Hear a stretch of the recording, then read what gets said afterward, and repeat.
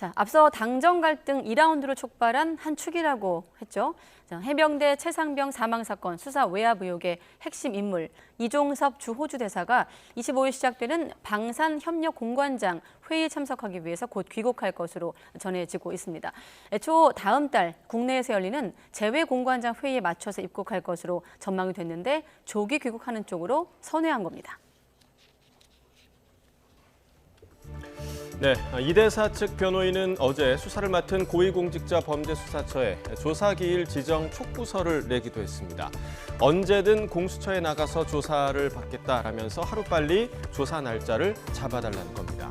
자, 이종섭 대사 이미 공수처에 한 번 나간 적이 있죠. 출국 금지 사실이 보도된 지 하루 만인 지난 7일 전격적으로 자진 출석을 해 4시간 동안 조사를 받고 나서 사흘 만에 호주로 출국을 했습니다.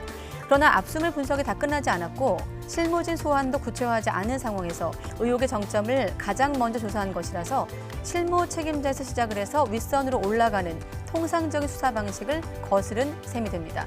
공수처 관계자도 조사가 충분하지 않았다며 의혹을 규명하려면 이 대사를 반드시 다시 불러서 조사해야 한다고 강조했습니다. 네, 자, 비슷한 장면 어디서 본 기억 나지 않으시나요?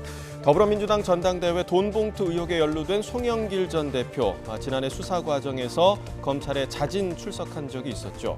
검찰이 소환을 통보하기 전에 검찰청사에 나와서 출입 신청을 시도했지만 담당 부장검사도 전화를 받지 않아 발길을 돌려야 했습니다.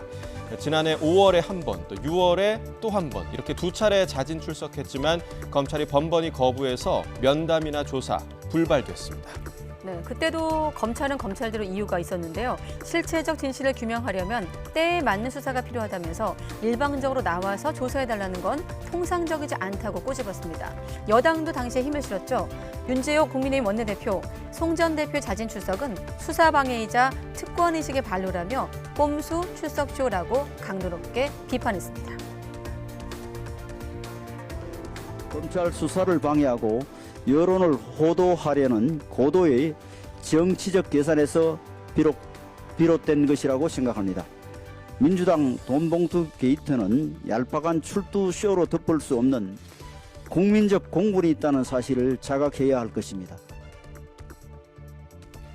여당은 그러나 이번 이종섭 대사 사안에서는 공수처가 즉각 소환을 통보해야 한다며 태세를 전환했습니다.